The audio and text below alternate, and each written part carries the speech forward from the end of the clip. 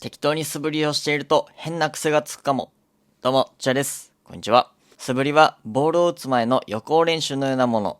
それを正しくできていないとミスになる可能性があります。あまり良くない素振りはクラブを引っ張って振ることです。そうしてしまうと体の開きが大きくなり、振り遅れの癖がついてしまいます。そうならないためにも地面にクラブヘッドをする意識を持って素振りを行いましょう。そうすることで、クラブを正しく振ることができ、ミスを防ぐことができます。ぜひ参考にしてみてください。ありがとうございました。